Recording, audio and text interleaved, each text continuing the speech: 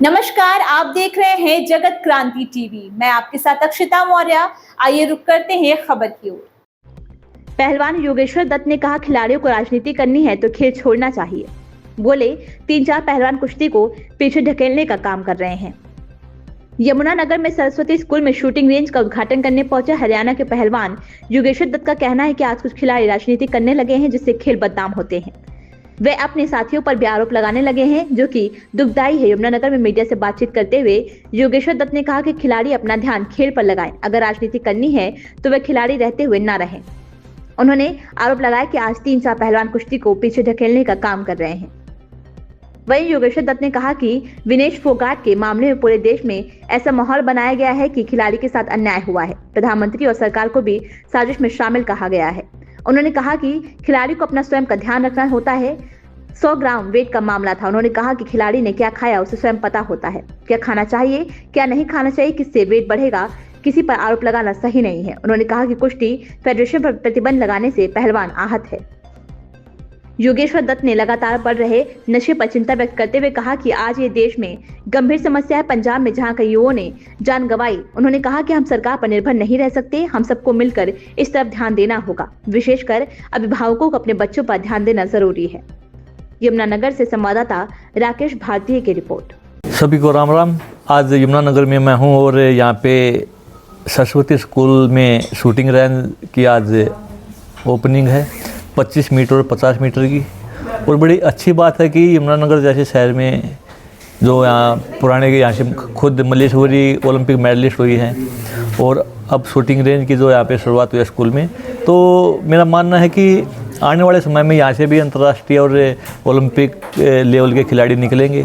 जिस तरीके से हमने पैरा ओलंपिक और जो वैसे ओलंपिक में अभी मेडलों की जो भरमार हमारे खिलाड़ियों ने की है, और ख़ासकर हमारे बीच में पैरा ओलंपिक जो खिलाड़ी हैं सुमित अंतिल ओलंपिक चैम्पियन हैं हमारे बीच में, वो भी हैं। आज वो भी हमारे साथ रहेंगे। तो मैं यही कहूँगा कि खेल हम सभी के लिए बड़ा ज़रूरी है। और सरस्वती स्कूल में जो आज ये 25 और 50 मीटर की शूटिंग रेंज की जो आज शुरुआत होगी, तो यहाँ से खिलाड़ियों को, जो हमारे जो बच्चे हैं, जूनियर बच्चे हैं, युवा खिलाड़ी हैं, उनको एक नया मौका मिलेगा। मैं सभी से ये कहूँगा कि आप सभी कोई ना कोई खेल ज़रूर खेलें, देश का नाम रोशन करें। और खेल के साथ साथ शिक्षा और संस्कार ज़रूर अपनाने चाहिए हमें, क्योंकि खिलाड़ी बनने के साथ साथ अच्छे नागरिक होना बड़ा ज़रूरी है। और देश को आज सबसे ज़्यादा, बड़े हिंदुस्तान को इसी चीज़ की ज़रूरत है, संस्कार की। हमारी संस्कृति को बचाए रखना भी एक खिलाड़ी का फ़र्ज़ है। तो जिस तरीके से हमारे खिलाड़ी ओलंपिक हो, एशियन गेम्स, कॉमनवेल्थ गेम्स हो, उसमें देश का परचम फहराते हैं, तो एक अच्छे नागरिक, कोई खिलाड़ी देश के लिए खेलता है तो अच्छा, उसके अंदर देश के लिए कुछ करने का जज्बा तो हमेशा रहता है। तो मैं ये कहूँगा कि दूसरों को भी प्रेरित करें और देश के लिए कुछ करने के लिए प्रेरित करें। मैं सभी से यही आह्वान करूँगा। और आज हम यमुनानगर में आए हैं तो हम चाहते हैं कि आगे आने वाले ओलंपिक में यमुनानगर जैसे शहर से भी खिलाड़ी निकले। इस एक्ट में फंस गए तो मतलब इतने बड़े लेवल पर जाकर तो कि देश का भी नाम बदनाम हो जाता है। देखिए, ये हमारे साथ खुद सुमित है, जो पैरा ओलंपिक का 2 बार का ओलंपिक चैम्पियन है।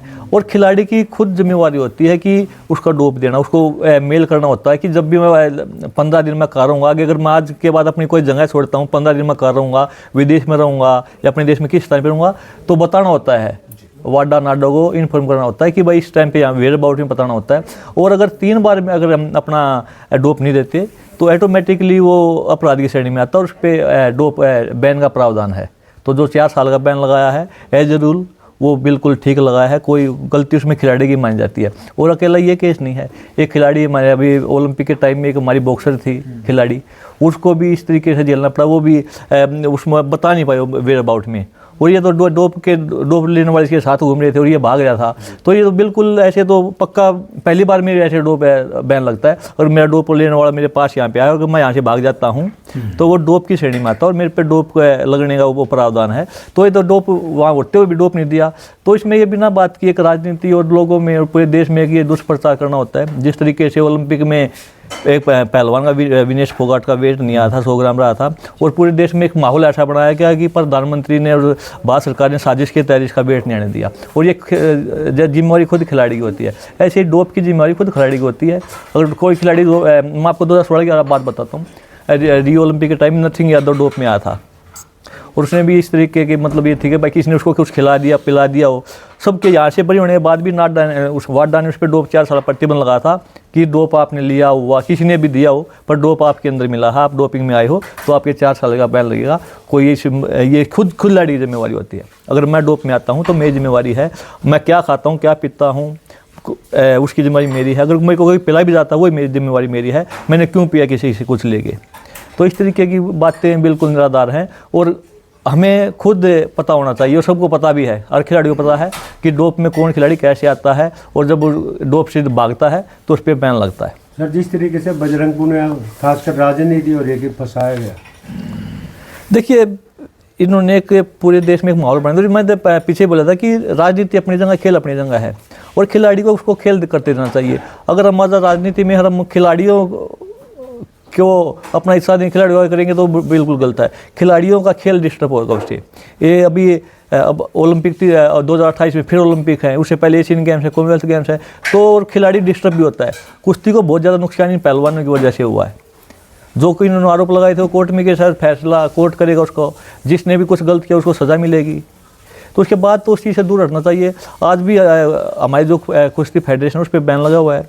नेशनल में इन्हें बार बार ये कोर्ट में जाती हैं कि फेडरेशन नेशनल क्यों कराती है, फेडरेशन टीम क्यों भेजती है, जिसका खामियाजा हमारे जूनियर पहलवानों को भुगतना पड़ता है। और सभी पहलवान बड़े आहत हैं इस चीज़ से और सभी इनकी इस राजनीति को, जो छोटी राजनीति है अच्छी राजनीति है, उसको समझ चुके हैं। आज इनके साथ कोई भी खिलाड़ी नहीं खड़ा है। लग गई ये गली गली घर घर तक पहुंच चुका है। देखिए पूरे देश में ये बहुत बड़ी समस्या है और गंभीर समस्या है। ये पंजाब में पहले बहुत ज़्यादा हमारे पंजाब के युवा बर्बाद हुए, अपनी जान गंवाई और बहुत से अब जैसे हरियाणा में भी ये काफ़ी तेज़ी से फैल रहा है। तो इसके को एक दुष्परिणाम बड़े गहरे होते निकलते हैं इसके और पूरे देश को इसका खामियाजा भुगतना पड़ता है। मैं सभी पेरेंट्स से, जो माता पिता हैं, जो अध्यापक, उनसे कहूँगा कि जो उनके स्टूडेंट हैं, जो माता पिता उनके बच्चे हैं, उनका ज़रूर खुद ध्यान रखें अब, क्योंकि हमारे बच्चे हमारी धरोहर हैं, इस देश का भविष्य है और उनको निखारना हमारा काम है। बच्चा खासकर शाम को बच्चा 6 से और 8 बजे तक कहाँ रहता है, उसी टाइम में ज़्यादा बच्चा अच्छा और बुरा बनता है। कि शाम को अपने बच्चे का ख्याल जरूर रखें और मैं तो ये कहूँगा कि अपने बच्चे जितने भी हैं तो अपने बच्चे को किसी न किसी खेल ग्राउंड में भेजें। अगर बच्चा कोई शाम को खेल लेगा तो नशे से बचेगा, बुरी संगति से बचेगा। और खेल है जो बहुत कुछ सिखाता है। खेल हमें आगे बढ़ना सिखाता है, संघर्ष करना सिखाता है और आपसी भाईचारा मेल जोल सिखाता है। तो मैं यही कहूँगा कि नशे के खिलाफ हम सबको लड़ना होगा। इसमें अकेली कोई सरकार कुछ नहीं कर सकती। जब तक हम इसके लिए जागरूक नहीं होंगे, हम औरों को जागरूक नहीं करेंगे, तब तक कुछ नहीं हो सकता। तो सरकार के साथ मिलके हमें इसके खिलाफ भी एक मुहिम चलानी चाहिए और अपने घर से स्टार्ट करनी चाहिए कि मेरे घर में, हमारे घर में कोई बच्चा नशा ना करता हो और उसको नशे से कैसे दूर रखना है, कैसे उसको जागरूक करना है, कैसे उसको समझाना है, वो हमारा फर्ज बनता है। तो सर क्या बढ़ावा देने के लिए कुछ अलग से प्रयास किए जा रहे हैं? जिस तरह से स्टेडियम की कमी है या उनके रखरखाव की कमी है, तो सरकार को उस और किस प्रकार से ध्यान? देखिए जो खेल नीति बनाई है, आप सबको पता है कि वो बड़ी अच्छी खेल नीति है। आज ओलंपिक चैंपियन को 6 करोड़ रुपये मिलते हैं, एशियन गेम्स के गोल्ड मेडलिस्ट को 3 करोड़ मिलते हैं, कॉमनवेल्थ गेम्स के गोल्ड मेडलिस्ट को 2 करोड़ रुपये मिलते हैं और अलग अलग विभागों में नौकरियां दी जाती हैं। और मेरा ये मानना है कि हमें सुधार की गुंजाइश हमेशा रहती है। अगर आप आज से 10 साल पहले देखोगे तो हमारे पास अच्छे कोच नहीं थे, अच्छे स्टेडियम नहीं थे। पूरे देश की मैं बात करता हूँ, अकेले हरियाणा की बात नहीं करता मैं। 2016 रियो ओलंपिक के बाद हमारे 2 मेडल आए थे। उसके बाद प्रधानमंत्री जी ने टॉप्स का गठन किया था, एक टीम बनाई थी जो आज टारगेट ओलंपिक पोडियम स्कीम से चलती है, जिसमें हम युवा बच्चों के भी लेते हैं और जो कोर ग्रुप में आते हैं जो खिलाड़ी हैं उनको लेके उनको ओलंपिक मेडल किस तरीके से जीते हैं उस पर काम किया जाता है। उसके साथ साथ खेलो इंडिया, फिट इंडिया करके स्कीम चलाई है, जिससे बच्चों को डायरेक्ट फ़ायदा होता है। जो जूनियर बच्चे हैं जो एक बार खेलो इंडिया में सेलेक्ट हो जाता है तो पर उनका रहने का, खाने का, पीने का खर्चा सारा सरकार वहन करती है। उससे अलग 10,000 रुपये पॉकेट मनी अंडर 17 के बच्चे को दी जाती हैं। तो काफ़ी कुछ सरकार करने लग रही है, बात हरियाणा सरकार हो चाहे बात सरकार की हो। और हमारे खिलाड़ी देखिए कि अलग अलग में ओलंपिक खिलाड़ी हो या पैरा ओलंपिक खिलाड़ी हो, तो उन्होंने पूरी चाहे एशियन गेम्स हो, कॉमनवेल्थ गेम्स हो, ओलंपिक हो, तो उन्होंने देश का परचम फैलाया है और हमारे खेल आगे बढ़े भी हैं। तो मैं यही कहूँगा कि सुधार की गुंजाइश हमेशा रहती है। ग्रास रूट पर जितनी हम ज़्यादा मेहनत करेंगे तो हम और ज़्यादा अच्छा होंगे। देखा जाता है कि खेलों में राजनीति ज़्यादा हैवी रहती है, जो खिलाड़ियों को आगे आने में या आगे बढ़ने में दिक्कत आती है, तो लगता है कि खेलों को राजनीति से मुक्त किया जाना चाहिए। देखिए, मैं हमेशा बोलता हूँ जो भी फेडरेशन के जो प्रेसिडेंट हैं, सेक्रेटरी हैं, वो अच्छा इंसान होना चाहिए। जरूरी नहीं है कि कोई अच्छा खिलाड़ी है तो वो अच्छा इंसान भी हो सकता है। तो अच्छा राजनेता हो, कोई बिजनेसमैन हो, कोई IAS IPS, कोई समाज सेवी, अच्छा इंसान होना चाहिए जो खेलों को आगे बढ़ाए।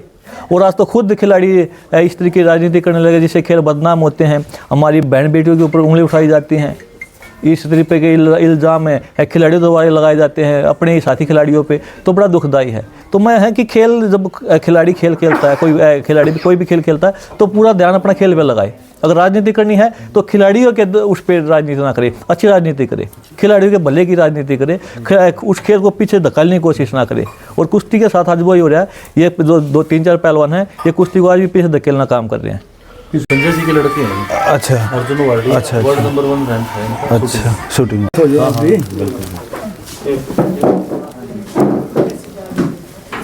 Thank you.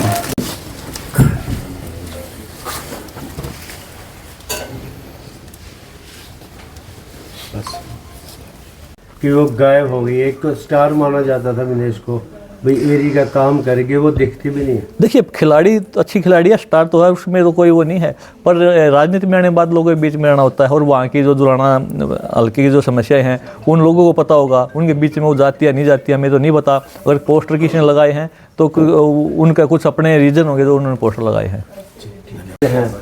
उससे पहले खिलाड़ियों को बड़ी भारी दिक्कत आती, तो क्या कहना चाहेंगे उसको?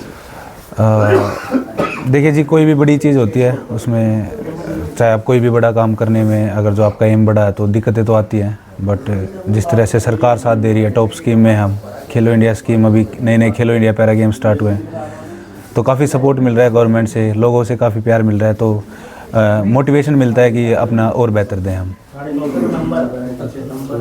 जी, सरकार बड़ी मेहनत कर रही है, अपने पूरा हमारे साथ पूरा साथ दे रही है।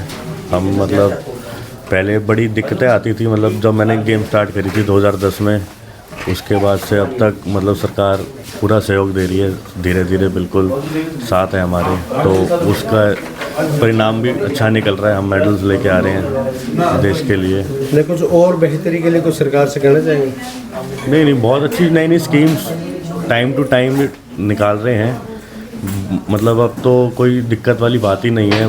रेंज पे पूरी फैसिलिटीज़ अवेलेबल है हमारे शूटिंग रेंजेस पे, और हॉस्टल भी बना दिया गया है अब तो। मतलब हर तरीके से पूरा काम किया जा रहा है सरकार द्वारा। इस खबर में बस इतना ही। बने रहिए जगत क्रांति टीवी के साथ।